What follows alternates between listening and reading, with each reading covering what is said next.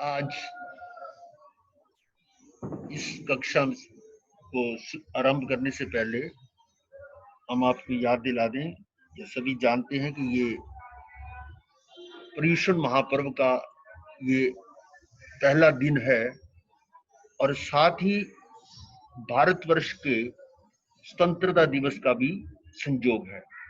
दोनों ही उत्तम हैं और हमें कुछ बोध भी देते हैं। इस संदर्भ में मैं कुछ नहीं कहूंगा, लेकिन यदि आप गुरुदेव के आज के प्रवचन को सुने तो उनमें 15 अगस्त यानी स्वतंत्रता को आत्मा के साथ, अध्यात्म के साथ कैसे जोड़ा है वो सुनने के योग्य है। अवश्य सुने। और दूसरी बात, ये समय 7 बजे का कुछ लोगों ने कहा है कि शाम को प्रतिक्रमण करना है। वैसे आगम सम्मत तो प्रतिक्रमण सूर्यास्त से पहले होता है। ये उत्तराधायन सूत्र में भी, समाचारी में भी आया हुआ है कि दिन के 4 पहर और चौथे पहर के अंतिम में, पूरा अंतिम समय यानी चौथा पहर समाप्त होने से पहले प्रतिक्रमण होना चाहिए। और इस दिन का प्रतिक्रमण दिन में और रात्रि का प्रतिक्रमण रात्रि में ही हो, दिन सूर्योदय हो। लेकिन कुछ परंपरा ऐसी बन गई कि शाम को भोजन आदि लेने में विलंब हो जाता है और फिर वो सूर्यास्त के बाद प्रतिक्रमण करते हैं, लेकिन आगम के अनुसार तो सूर्यास्त से पहले ही है।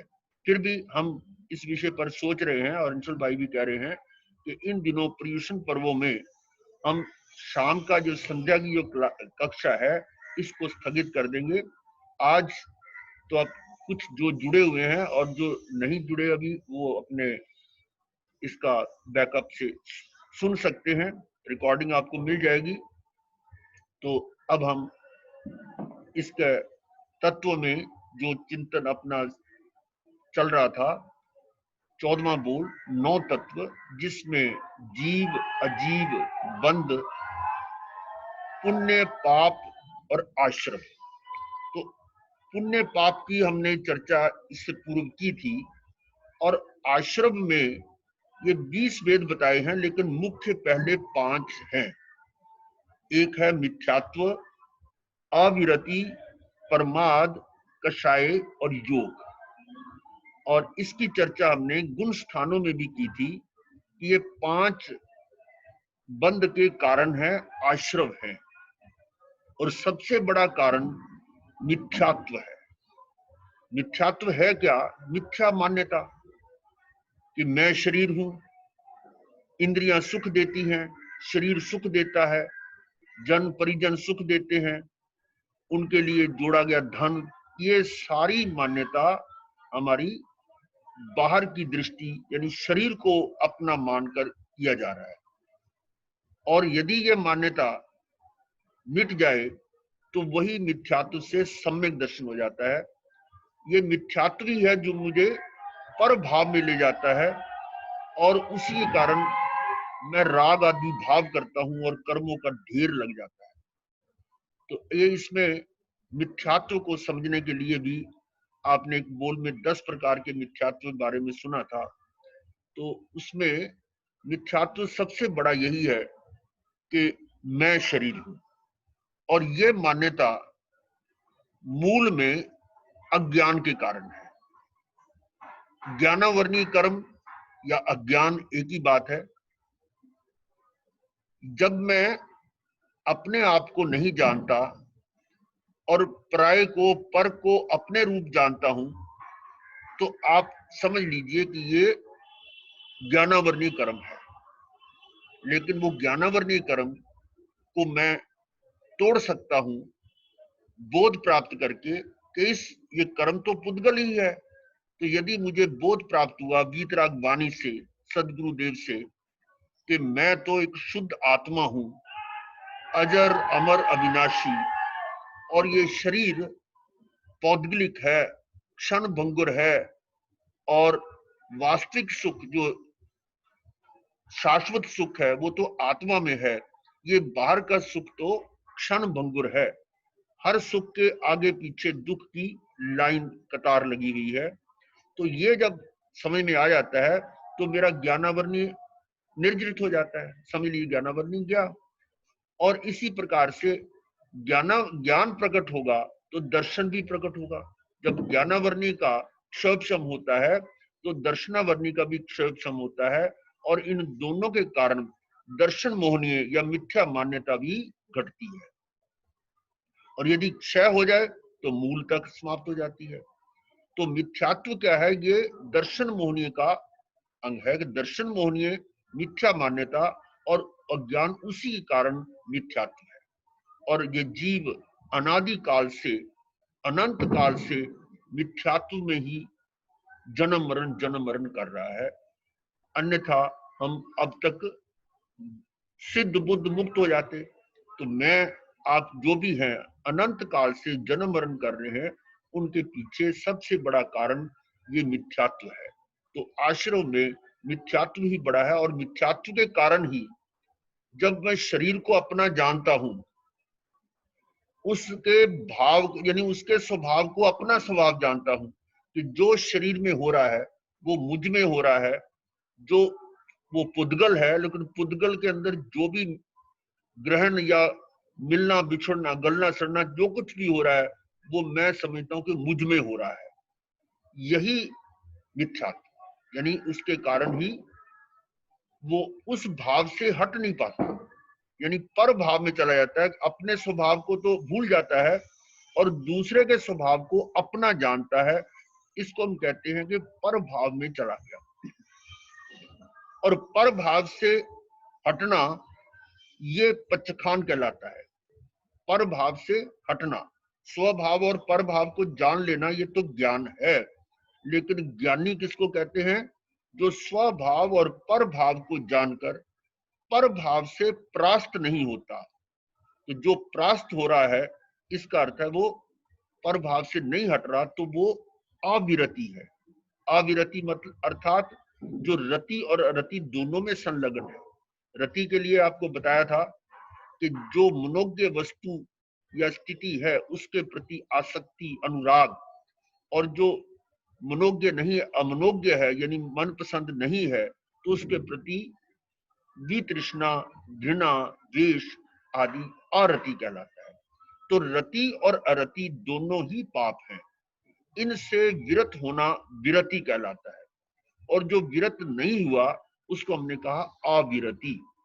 तो अविरति का अर्थ यही हुआ कि वो जो मिथ्यात्व के कारण स्वभाव और पर भाव को जान नहीं रहा और पर भाव से परे नहीं हो रहा, पर भाव से हट नहीं रहा, तो इसका अर्थ हुआ वो व्रत में पचखान में नहीं जा पाता।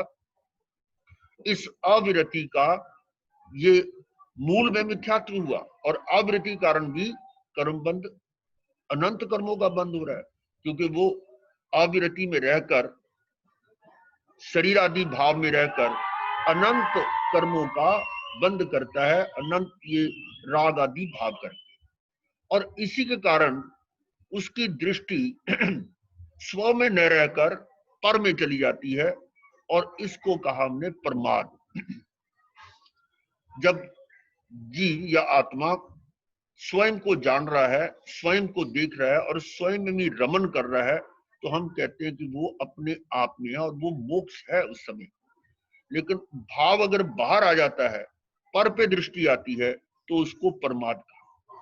इसको आप इस तरह से समझ सकते हैं कि भगवान इंद्रभूति गौतम, भगवान महावीर के तीर्थंकर परमात्मा के परम शिष्य, प्रथम गणधर, बहुत ही ज्ञानी, चार ज्ञान के धारक, और अधिक समय वो स्व को जान रहे हैं, स्व को देख रहे हैं और स्व में ही रमन कर रहे हैं, ऐसा उनका अभ्यास था।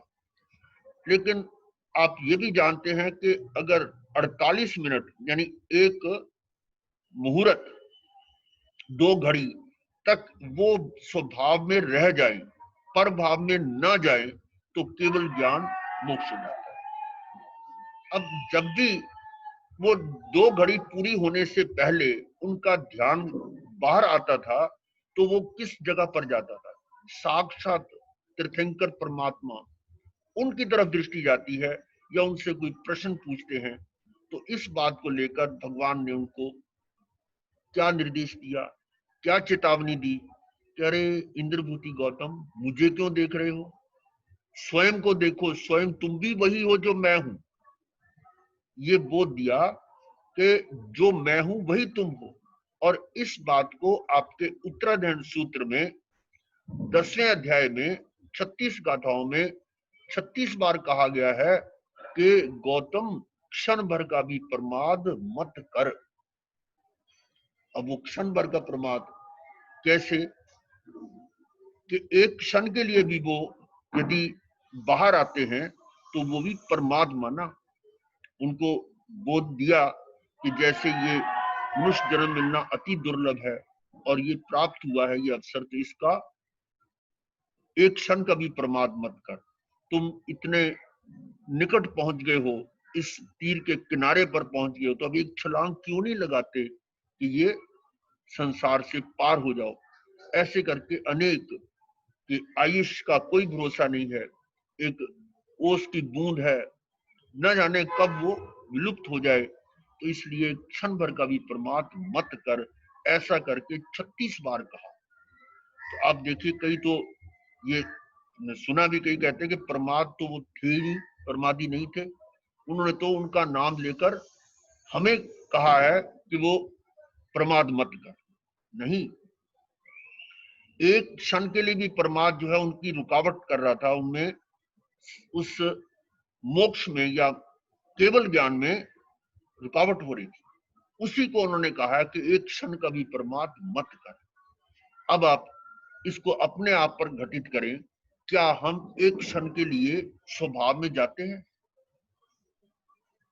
यदि एक क्षण के लिए वो बाहर आए हैं तो उनको इतनी चेतावनी या समझ लो डांट पड़ी, तो हमारा क्या हाल होगा?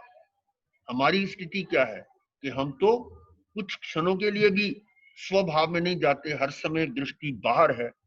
तो ये प्रमाद इतना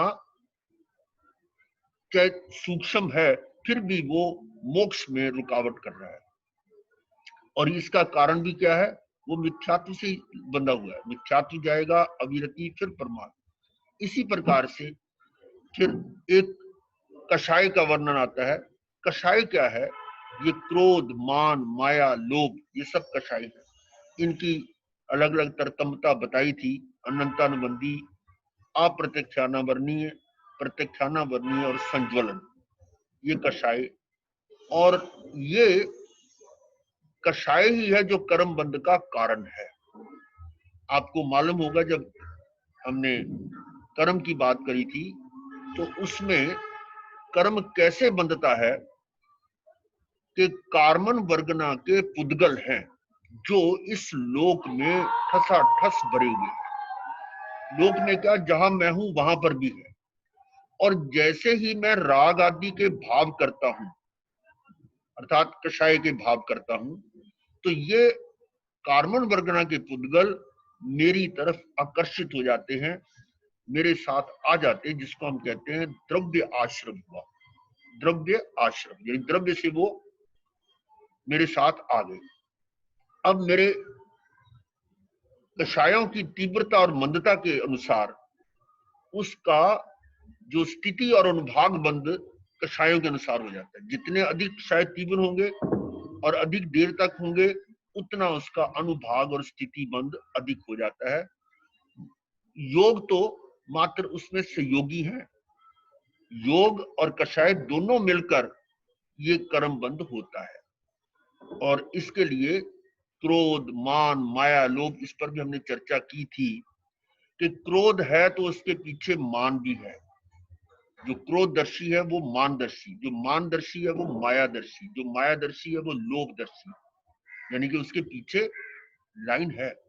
और जो लोभदर्शी है वो प्रेमदर्शी यानी राग, और जो प्रेमदर्शी है वो द्वेषदर्शी, जो द्वेषदर्शी है वो मोहदर्शी, और मोह भी, उसके पीछे मोह है। जो आप राग द्वेष करते हैं उसकी बैक पे मोह भी है। और जो मोहदर्शी वो जन्म गर्भदर्शी, वो बार बार गर्भ में आएगा, बार बार जन्म लेगा। तो जो गर्भदर्शी है वो जन्मदर्शी, और जो जन्मदर्शी है वो मृत्युदर्शी, जो मृत्युदर्शी है वो नरकदर्शी, जो नरकदर्शी है वो त्र्यंचदर्शी है, जो त्र्यंचदर्शी है वो दुखदर्शी। क्या, कहां तक फल बता दिया कि कषाय करने से, क्रोध करने से अंतिम फल बता दिया दुख, और संसार में ये दुख हम अनंत काल से भोग रहे हैं हमारी अज्ञानता के कारण। तो कषाय जो है ये भी कर्मों के आश्रम का कारण है। कर्म आते हैं, उसी को हम आश्रम कहते हैं कि आश्रम का अर्थ है कर्मों के आने का मार्ग। तो अब इसी को समझें कि कषाय यदि नहीं है तो बाकी बचा योग। तो योग के द्वारा जो मन वचन काया के द्वारा जो क्रिया होती है, क्रिया है तो कर्म है, लेकिन कषाय नहीं है, इसलिए स्थिति और अनुभाग बंद नहीं होगा। स्थिति यानी उसकी ड्यूरेशन या एक्सपायरी डेट खत्म, यानी एक समय वो कर्म बंधेगा, दूसरे समय उसका फल आ जाएगा और तीसरे समय वो फल देकर निर्जरित हो जाएगा। तो ये 3 समय का, 2 समय का खेल है, और जो इतना सूक्ष्म है समय, आपको मालूम है आंख झपकते में असंख्यात समय निकल जाते हैं। तो कषाय यदि नहीं है तो जो कर्म बंद होता है वो योगों के कारण है, और ऐसे कर्म को हम कर्म कहें या ना कहें एक ही बात है, शून्यवत है, लगभग नहीं के बराबर है। और ये बंद जो है वो अरिहंत परमात्मा का होता है। अरिहंत अब कषाय रहित है, राग द्वेष रहित है, वीतरागी है, तो उनमें ये स्थिति और अनुभाग बंद नहीं हो सकता। योग के कारण जो बंद होता है वो एक समय होगा, दूसरे समय फल देकर तीसरे में निर्जरित हो जाएगा। तो जब तक कषाय है तब तक भी कर्म बंद है। और कषाय आपको मालूम है कि 10वें गुण स्थान तक कषाय है। जो सूक्ष्म लोभ जो है वो 10वें गुण स्थान तक है, उससे ऊपर वो कषाय अकषाय में रह जाता है, यानी कषाय रहित हो जाता है। और इसी में आश्रम का 5वां भेद है योग। योग क्या है? ये शरीर के तीनों भाग, मन वचन और काया। मन पौद्गलिक है, वचन पौद्गलिक है, और काया भी पौद्गलिक, तो आप जानते ही हैं। तो ये योग क्या करते हैं? अपने आप में कुछ नहीं, ये तो जड़ है। योग कभी भाव कर सकता है? मैं भाव करता हूं जैसे, उसी भावों के अनुसार ये तीनों मुझे सहयोग देते हैं। मन में राग आदि भाव आए तो मन में क्या आत्मा ने ये किए, और मन के जो द्वारा द्रव्य जो उसके मनोवर्गना के पुद्गल हैं वो ग्रहण किए हुए हैं, और उसको वो आत्मा के भावों के अनुसार मनन में आ जाता है। तो जब आत्मा जीव जब मनन करता है तो वही मन कहलाता है। वो भाव मन जो है वो इस तरह से है। तो इस प्रकार से योग जब तक है तब तक भी कर्म बंद है, लेकिन वो नहीं बंद के बराबर है। अब इसी प्रकार से और इसके भेद आश्रम के हो सकते हैं। प्राणातिपात यानी हिंसा, झूठ, चोरी, मैथुन, परिग्रह, इनकी चर्चा भी हम कर चुके हैं कि प्राणातिपात ये आश्रम का कारण है। मुख्य इसमें हुआ कि जीव हिंसा, और प्राणातिपात का अर्थ आपको ध्यान होगा कि दूसरे जीव के द्रव्य प्राणों का अतिपात करना। दूसरा जीव अगर एकेंद्रीय है तो 4 प्राण होते हैं, अगर पचेंद्रीय संगी पचेंद्रीय उसके 10 प्राण होते हैं। तो इन प्राणों का अतिपात करना, उनको हानि पहुंचाना, ये प्राणातिपात यानी हिंसा है। और उनके प्राणों की रक्षा करना ये अहिंसा है। तो आपको बताया गया था कि जो हिंसा है वो पाप है और अहिंसा पुण्य है। और धर्म कब बनता है? जब मैं अपने, ये तो पुद्गल पौद्गलिक प्राण थे, जो मेरे आत्मा के प्राण है जिसको हम भाव प्राण कहते हैं, वो 4 हैं, याद होगा। अनंत ज्ञान, अनंत दर्शन, अनंत सुख, अनंत वीर्य। और यदि मैं इन प्राणों को सुरक्षित रखता हूं तो वो अहिंसा धर्म है।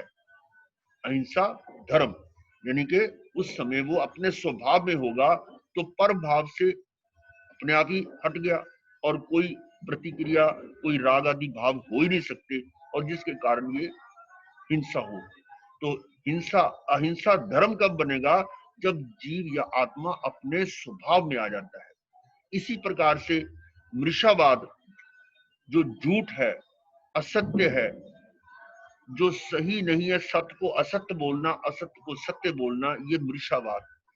और एक मृषावाद के साथ ये भी बताया था कि ऐसा सत्य बोलना जो दूसरे को कटु लगे, कड़वा लगे, वो भी मृषावाद है। कि एक ऐसा सत्य बोले जिससे दूसरे की हिंसा हो जाए या कुछ इस प्रकार से हो जाए। आपको याद होगा कि मैत्रेय मुनि दीक्षा के लिए गए, और वहां से जब वापस लौट रहे थे तो सेठ ने देखा कि वहां सोने के जवे पड़े हुए थे, और अब वो मिल नहीं रहे। तो और तो कोई आया नहीं, ये साधु ही आए हैं। तो उन्होंने सीधा उस पर आक्षेप लगाया कि आपने ये जौ चुराए हैं, और वो मौन हो गए। क्यों मौन हो गए? उन्हें देख लिया था कि ये जो जवे है सोने के, वो मुर्गी ने खा लिए थे, और यदि वो बता देते सत्य तो वो सेठ मुर्गी को ही मार देता। तो ऐसा उन्होंने मौन रहकर उसको मृषावाद में नहीं गए, और इस कारण उनको सजा भी मिली। क्या कि चमड़ा बांध दिया, गीला चमड़ा सिर पे बांध दिया कसकर, और धूप में खड़ा कर दिया। और शुरू में तो ये सोच रहे थे कि भी मैं हिंसा को कैसे बचाऊं, लेकिन बाद में वो भावों में और उत्कृष्टता आ गई। अरे किसकी मुर्गी? अपनी मुर्गी है, अपनी आत्मा को बचाओ। वो आत्मलीन हो गए, स्वभाव में चले गए, और वो धर्म बन गए। यदि वो स्वभाव में बाहर रहते, स्वभाव से बाहर रहते, और उसको बचाने की दृष्टि रहती, तो वो पुण्य, अति पुण्य हो सकता है। लेकिन यहाँ उन्होंने उस विचारधारा को बदला और स्वयं में स्थिर हो गए, और वहीं पर केवल ज्ञान, केवल दर्शन और आयुष पूरी ही मोक्ष हो गया। तो ये मृषावाद भी जो है, ये भी आश्रम का कारण हुआ। अदत्ता दान, यानी जो किसी के बिना आज्ञा के लेना, अदत्ता दान है। यानी कोई भी उसका स्वामी है, उससे पूछे बिना ग्रहण करना, ये अदत्ता दान है। और आज्ञा लेकर ग्रहण करना ये अचौर्य है। तो चौर्य जो है वो तो पाप है, और अचौर्य जो है वो पुण्य है। अब ये धर्म कब बनेगा? जब उसके जान लेगा कि मैं तो जीव हूं, और ये जो वस्तु है वो पुद्गल है, और जीव का स्वभाव मात्र जानना देखना है, ग्रहण करना उसका गुण नहीं है। ग्रहण कौन करता है? पुद्गल। पुद्गल पुद्गल को ग्रहण कर सकता है। पुद्गल में ग्रहण गुण है, लेकिन आत्मा में, जीव में ग्रहण गुण नहीं है। वो किसी एक पुद्गल को, एक परमाणु को भी ग्रहण नहीं कर सकता। जब इन भावों में जाएगा तो वो स्वभाव में आकर वही धर्म बन जाता है। तो इसी प्रकार से ये अदत्ता दान, यानी ये भी आश्रम का कारण हुआ। मैथुन, ये अब्रह्म का सेवन, ये भी आश्रम है। और मैथुन का सेवन करना पाप, और इसका सेवन ना करना पुण्य है। अब्रह्म में जाना पुण्य है। लेकिन ब्रह्मचर्य शब्द आता है कि ब्रह्मा जैसी चर्या, ब्रह्मा अर्थात सिद्ध परमात्मा। तो सिद्ध परमात्मा की चर्या क्या है? वो स्वभाव में है कि नहीं? हर समय स्वयं को देख रहे हैं, स्वयं को जान रहे हैं, और स्वयं में भी रमन कर रहे हैं। ऐसी चर्या को हमने ब्रह्मचर्य कहा। और यदि इस प्रकार की चर्या है, वो कब होगी? जब स्वभाव में होगी। तो यदि मैं स्वभाव में हूं तो वही धर्म ब्रह्मचर्य धर्म बन गया। इसी प्रकार से परिग्रह के अधिक वस्तुओं का संग्रह करना, उसके प्रति आसक्ति होना, ये परिग्रह है। और आसक्ति ना होना, ये अपरिग्रह हो गया। पाप और पुण्य हो गए। और ये अपरिग्रह धर्म कब बनेगा? जब फिर मेरे आ जाएगा स्वभाव में कि मैं तो स्वभावतः जीव हूं, और मैं किसी को, वस्तु को ग्रहण ही नहीं कर सकता, तो उस पर स्वामित्व, अधिपत्य कैसे कर सकता हूं? ये विचार आती, वो अपने स्वभाव में चले जाएगा। तो ऐसा वो अपरिग्रह धर्म बन जाएगा। तो जब तक परिग्राह्य है तो सभी आश्रव के भेद हैं। इसके बाद पांचों इंद्रियों के वशीभूत होकर कर्म करना, ये भी आश्रव का कारण है। पांच इंद्रियां हमारे पास हैं और एक इंद्रिय के पास एक इंद्रिय है, वेंद्रिय के पास दो हैं, तेंद्रिय के पास तीन है। तो ऐसे पांचों जो है इंद्रियों के वशीभूत होकर जो एकेंद्रीय जीव है वो एक इंद्रिय के वशीभूत होकर जान तक गवा देता है और कर्म अलग बनते हैं। ये एक स्पर्श इंद्रिय है जो हर जीव को अनंत काल से मिल रही है, क्योंकि एक इंद्रिय तो रही है, अब पंचेंद्रिय तो एक पहली इंद्रिय तो रहेगी रही, स्पर्श इंद्रिय सबसे पहले हर एक को प्राप्त होती है।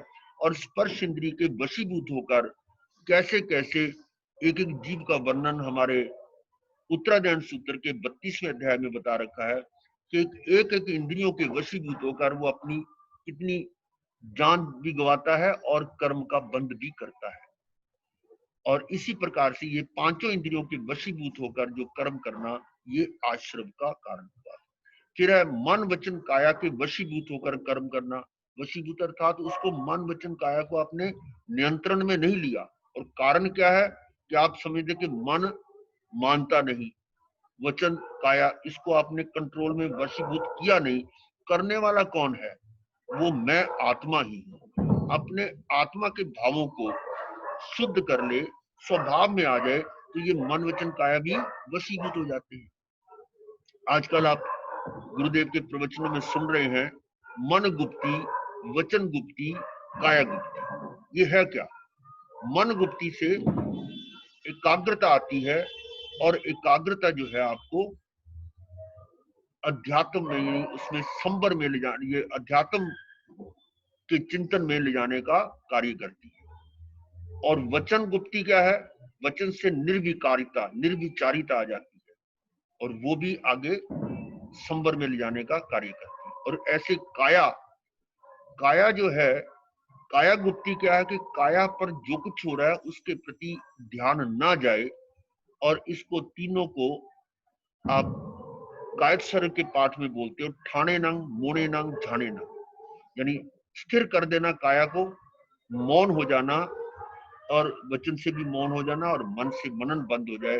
तो ऐसा करके वो ना कर पाए तो वशीभूत उल्टा हो जाए कि मन वचन काया के वशीभूत होकर कर्म करता है तो वो आश्रव है। और इसको अपने वश में कर ले तो वो संबर बन जाता है। इसी प्रकार से दो और भेद हैं।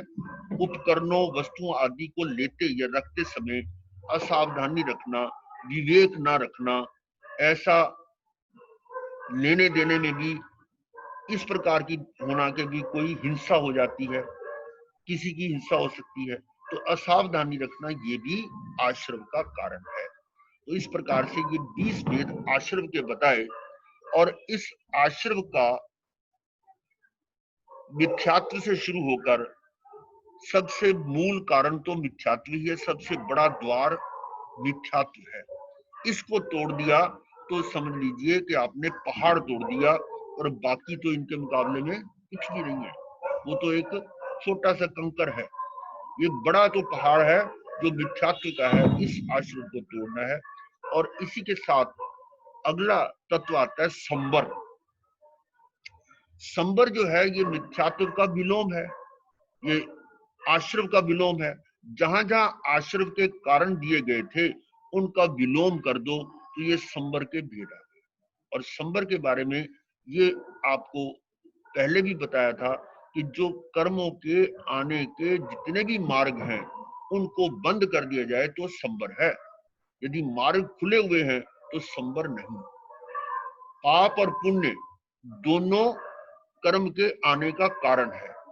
पाप आश्रव कर रहा है इसलिए संबर नहीं हो सकता, और पाप का नहीं है, पाप का मान लो उसने संबर कर लिया लेकिन पुण्य का आश्रव चल रहा है तो पुण्य आश्रव तो वो भी संबर नहीं हुआ। इस प्रकार से संबर कब होगा? जब पाप आश्रव और पुण्य आश्रव दोनों से ही विलग हो जाएगा, दोनों से ही विरक्त हो जाएगा, तब वो संबर में आएगा। तो संबर में ये मुख्य जो वही 20 थे उनके विलोम है। मिथ्यात्व की जगह समकित्व आ गया, सम्यक दर्शन हो गया, अविरति की जगह उसके स्थान पर विरति हुई, और प्रमाद के स्थान पर अप्रमाद, कषाय के स्थान पर अकषाय, और योग के स्थान पर अयोग। ये योग जो है वो 14वें गुण स्थान में होता है। इसके बाद जो 5 पाप थे, प्राणातिपात, असत्य, चोरी, ब्रह्म, अब्रह्म और परिग्रह, इनका विलोम अहिंसा, सत्य, अचौर्य, यानी कोई चीज का बिना आज्ञा के लेना ना लेना अचौर्य हो गया, ब्रह्मचर्य और अपरिग्रह। फिर पांचों इंद्रियों को जो वश में रखता है, उन पर अपना नियंत्रण रखता है, तो इसको कहा नहीं, उस इंद्रियों के जो विषयों है, विषयों में भटकता नहीं है। और इसको हमने प्रतिसंलीनता तप को भी में भी जानेंगे हम आगे आएगा जब निर्जरा के में। तो इन इंद्रियों को वश में करना, काबू में करना, जैसे कछुआ अपने अंगों को सिकोड़कर कवच के अंदर सुरक्षित हो जाता है, ऐसे ये 5 इंद्रियों को वश में रखने से ये संवर होता है। इसी प्रकार से मन, वचन व काया को काबू में रखना, नहीं इसको अपने नियंत्रण में रखना, ये भी संवर के कारण है। फिर उपकरणों, वस्तु आदि को लेते या रखते समय सावधानी रखना।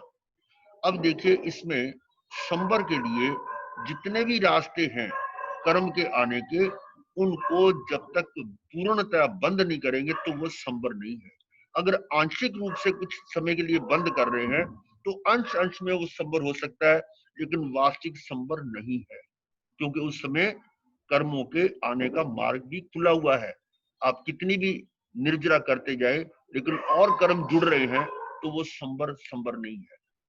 और इस तरह से संवर एक और हमारे उत्तरायण सूत्र में ही 30वें अध्याय में भगवान फरमा रहे हैं, पहली गाथा में, कि जो एक भिक्षु अनंत पूर्व संचित कर्मों को कैसे निर्जरित करता है, भस्मीभूत करता है, वो मुझसे सुनो। फिर दूसरी गाथा में बता रहे हैं, फरमा रहे हैं भगवान कि वो हिंसा, झूठ, चोरी, मैथुन, परिग्रह और रात्रि भोजन का सर्वथा त्याग करता है। अब इससे आप क्या समझे कि 5 महापाप छोड़ दिए और उसको पूर्णता छोड़ा है, त्याग पूर्णता किया है, और रात्रि भोजन का त्याग। तो ऐसा करने से 5 महाव्रत आ गए। और ये कौन, किसको कहते हैं? भिक्षु के लिए है। कि भिक्षु जो है वो 5 महाव्रत पहले लेता है और रात्रि भोजन का त्याग। फिर अगली गाथा में बताया कि वो 5 समितियों का पालन करता है। समिति क्या होती है? कि किसी भी कार्य में प्रवृत्ति है वो शुभ हो, प्रशस्त हो, अशुभ ना हो। तो उसमें क्या है कि जैसे चलने फिरने में ईर्ष्या सम्मति, तो विवेक से चले कि कोई जीव हिंसा यानी पाप ना हो। ऐसे ही भाषा समिति है कि बोलने में कटु कठोर शब्द ना बोले, ऐसे जो बोलने में विवेक रखे, वो भाषा समिति। एषणा समिति में है कि आहार आदि लेने में, आने जाने में दोष ना लगे, वो एषणा समिति। फिर ऐसी आदान भंड निक्षेपना समिति कि वस्त्र पात्र आदि जो वस्तुएं रखी जाती है, ली जाती हैं, उनको यत्ना से विवेक पूर्वक ले दे। और ऐसे ही 5वां है उच्चार प्रश्रवण परिस्थापना समिति, यानी जो आवश्यक कार्य हैं, छोटी नीति बड़ी नीति, इनके परखने में विवेक से करे कार्य। तो ऐसा ये 5 समिति का पालन करते हुए वो इंद्रियों पर दमन करता है, दमितेंद्रिय हो जाता है, जितेंद्रिय हो जाता है, निरहंकारी हो जाता है। और ऐसा करके अब वो अगली गाथा में आता है कि अब वो मन गुप्त, वचन गुप्त, काया गुप्त हो जाता है। मन गुप्त यानी मन से मनन बंद, कोई संकल्प विकल्प नहीं। अब संकल्प विकल्प का अर्थ क्या है? संकल्प यह है कि मैं शरीर हूं, मैं इंद्रियां सुख देती है, संकल्प एक है। और दूसरा विकल्प क्या हो सकता है कि मैं शरीर नहीं हूं, मैं तो शुद्ध आत्मा हूं। ये भी संकल्प और विकल्प दोनों है, इन दोनों से परे होना है, तब वो मन गुप्ती में आता है कि न संकल्प हो न विकल्प हो, कोई अर्थ ध्यान आदि ना हो, तो वो मन गुप्ती है। इसी प्रकार से वचन गुप्ती में कोई विकथा ना हो। अब विकथा आपको बताई थी कि जैसे स्त्री कथा पुरुष के लिए और स्त्री के लिए पुरुष कथा, उनका वर्णन करना, या देश कथा, किस देश में क्या हो रहा है क्या नहीं हो रहा, ये भी कथा। और राज्य कथा, राज्य की बातों को करना, और ऐसा करते हुए आप बड़े अपने गर्व से कहते हैं कि हाँ मुझे बहुत ज्ञान है, यानी मैं जानता हूं, तो बढ़ चढ़कर उसमें भाग लेते हैं। ये सारी भी कथा। फिर भक्त कथा है कि भोजन संबंधी बात करना, कि ये वहां उस प्रीति भोज में ये खाया था, और एक दूसरे को बताना कि बहुत बढ़िया था, उसकी रेसिपी क्या है, ये सारी चर्चा भक्त कथा। तो ये सारी भी कथाएं हैं। इन भी कथाओं से जो कर्म बंद होता है वो धर्म कथा तो है नहीं, यानी समझ लीजिए कि आत्म कथा जो नहीं है वो भी कथा है। तो इस प्रकार से ये मन गुप्ती, वचन गुप्ती और काया गुप्ती, यानी इन वचन गुप्ती में इन भी कथा से परे हटेगा।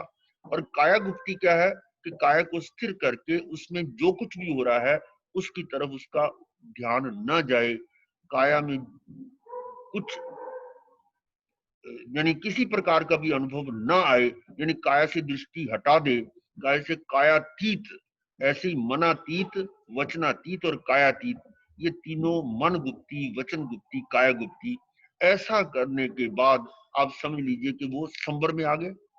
संवर की यही तो परिभाषा है कि कर्म के आने का कोई कारण शेष नहीं रहा। जब तीनों से गुप्त हो जाएगा, आत्म गुप्त हो गया, तो आत्म गुप्त का अर्थ है कि आत्मा में ही चला गया, अब वो कोई भी कर्म के आने का कारण ही नहीं रहा। इसको हम कहते हैं संवर। तो अब आगे भगवान फरमा रहे हैं कि अब वो साधक तप में प्रवेश करता है। तप, तप का अर्थ कि उस तप के द्वारा जो अभी शेष कर्म बचे हुए थे, क्योंकि पहले आने के रास्ते तो बंद कर दिए, अब कर्म आने का कोई मार्ग छोड़ा नहीं है, लेकिन जो पूर्व संचित कर्म है उनको वो तप के द्वारा निर्जरित करता है। और ये तप जो है वो आया कब? संवर के बाद। इसलिए तप का विशेष मतलब अर्थ निकलता है कि तप से निर्जरा के स्थान पर आ जाता है। और तप होगा कब? जब संवर पूर्वक होगा। संवर अगर नहीं है, आश्रम चल रहा है, तो वो तप निर्जरा का कारण नहीं बन सकता, क्योंकि एक कोई पाप आपने कम किया है और बाकी पाप चल रहे हैं, तो इस तरह से वो कर्म निर्जरित कैसे होंगे? कर्मों का जो कार्मन शरीर है वो कभी खाली होगा ही नहीं। तो इसलिए स्पष्ट है उत्तराधायन सूत्र के इस 5-6 गाथाओं के साथ कि संवर पूर्वक निर्जरा होती है, और आश्रम है तो बंद होगा। तो अब ये अगला जो विषय है वो निर्जरा का आ जाता है। तो आश्रम और संवर तो आपने समझ लिए, और आश्रम और संवर दोनों एक दूसरे के विलोम हैं, और संवर होगा तो निर्जरा होगी। और यहां हमने निर्जरा के 12 भेद या तप के 12 भेद बताए हैं। अब तप है और निर्जरा है, इसको भी समझने के लिए हमारे आगम में आया कि तप सा निर्जरा, तप से नहीं, तप सा निर्जरा, यानी तप से आप निर्जरा के स्थान पर आ गए।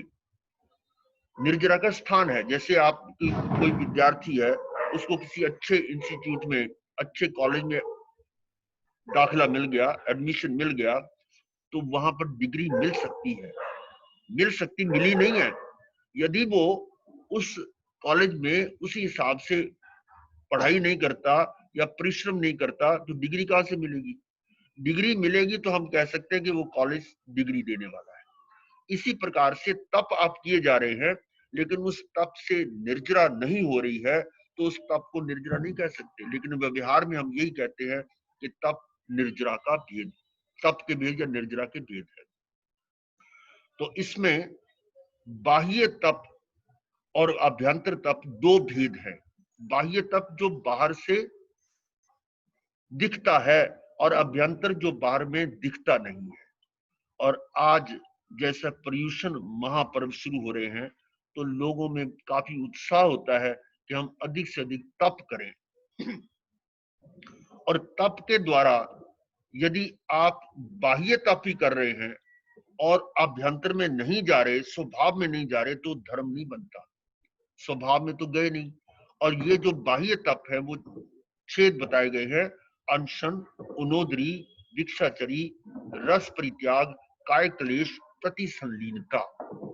और ये भी आप जान लें कि पहला तप जो है अनशन से उनोदरी और अधिक उत्कृष्ट है, यानी जो निर्जरा अनशन से होगी उनोदरी से उससे अधिक होगी। उनोदरी से दीक्षाचरी और उत्तम और उत्कृष्ट है, उससे रस परित्याग और उत्कृष्ट है, उससे कायक्लेश और अधिक, और उससे प्रतिसंलीनता और अधिक। अब आप कहेंगे कि ये इनका अर्थ क्या है?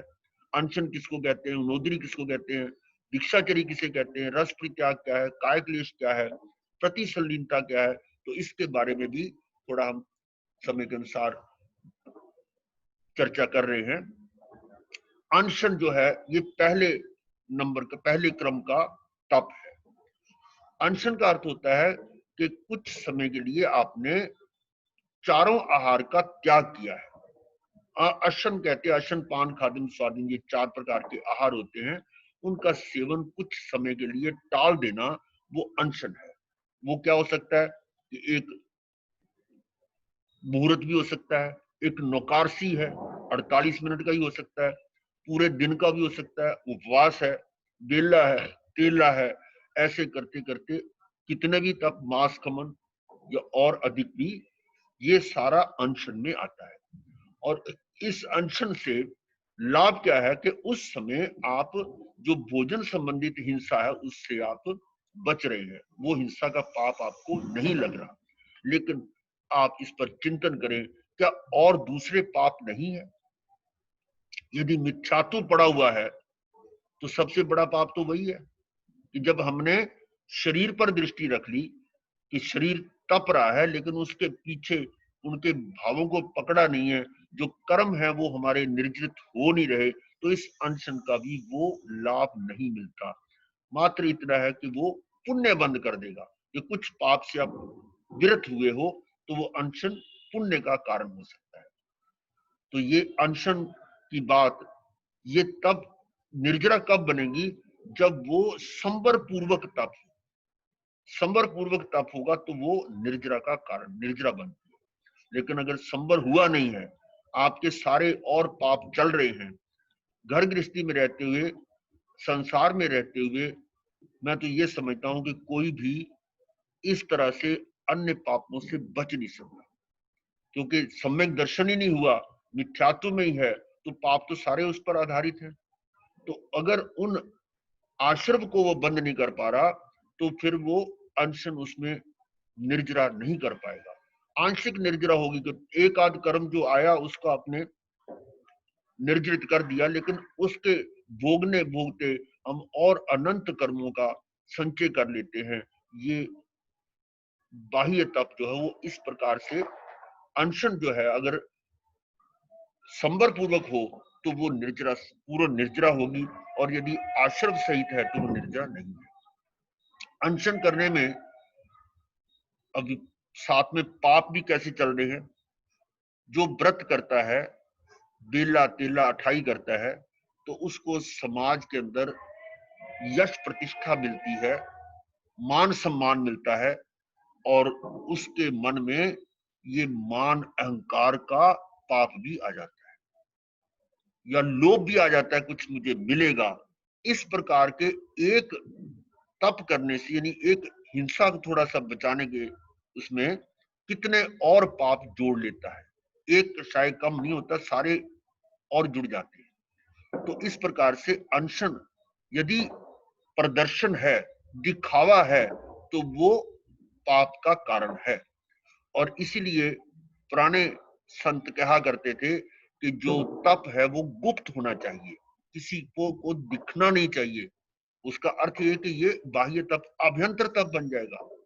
तो इस तरह से अनशन यदि आपके बाहर तक ही सीमित है, बाहर की यश प्रतिष्ठा में, लोभ में, मान प्रतिष्ठा में, ये इसमें जा रहा है, या लोग मेरी वाहवाही कर रहे हैं, उसमें अंदर से खुश हो रहा है, अंदर से गुदगुदी हो रही है, ये सारे कषाय भी चल रहे हैं। इसलिए अनशन ये एक नंबर का तप हुआ। अब उससे ऊपर है उनोदरी। उनोदरी का अर्थ होता है, दो शब्द हैं इसमें, ऊणा और उदर। ऊणा कहते हैं जो कुछ खाली है, यानी जैसे गिलास पानी का भरा हुआ हो ऊपर तक, और उसमें थोड़ा सा पानी निकाल दिया जाए तो वो कम हो जाता है, उसका स्तर नीचे हो जाता है थोड़ा सा, उसको कहते हैं ऊणा। और पूरा ऊपर तक भरा हुआ हो तो वो पूरा है। तो उदर का अर्थ होता है पेट। अब पेट को पूरा ना भरा जाए, जितनी उसकी भोजन की क्षमता है लेने की, उससे कम खाया जाए तो वो उनोदरी है। और आप कहेंगे ये उससे तो आसान है, अनशन से उनोदरी। नहीं, जैसे आपको भूख लगी है और आपके मनपसंद वस्तु आपके मेज पर रखी गई है, उस समय आप अपने आप को क्या रोक पाते हैं कि मैंने ये नहीं खाना या इतना कम खाना है? वहां तो बल्कि स्वादिष्ट होगा तो आप भर पेट भी और खा लेंगे, तो उनोदरी का तो विलोम हो जाएगा। उनोदरी का अर्थ ये निकलता है कि हमें उस भोजन में कुछ ना कुछ कटौती कम करना है, और ये कार्य अनशन से अधिक कठिन है, करके देखना।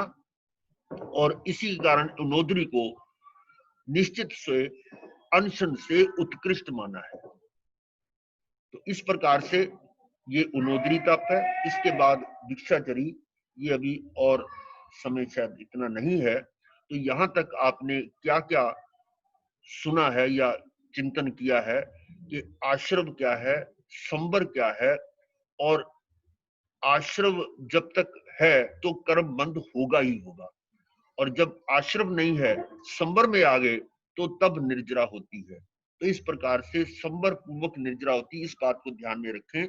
और अभी जैसे उत्तराध्ययन सूत्र का आपको संदर्भ दिया है 32वें 30वें अध्याय का, उसको भी ध्यान में रखते हुए, और बाकी की चर्चा हम फिर अगली बार, अगले यानी कि बुधवार को सुबह 7 बजे।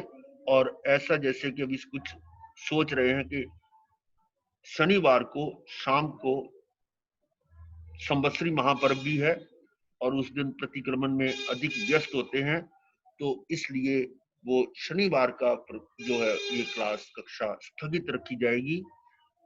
बाकी उसके बाद फिर जैसे पूर्ववत होगा आपको अंशुल भाई बता देंगे। तो अभी अगली जो कक्षा हमारी बुधवार सुबह 7:10 पर होगी, और इस बीच में कोई आपकी शंका समाधान हो तो आप अंशुल भाई से संपर्क कर सकते हैं, उनको भेज सकते हैं। हम अगली कक्षा में उसका यथा शक्ति जो है उसका समाधान करने का पूरा प्रयत्न करेंगे।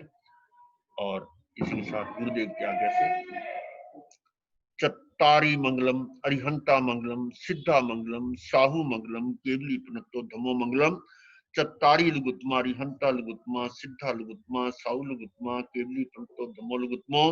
चत्तारी शरण पवज्जामि, अरिहंते शरण पवज्जामि, सिद्धे शरण पवज्जामि, साहू शरण पवज्जामि, केवली पुनत्तं धम्मं शरण पवज्जामि।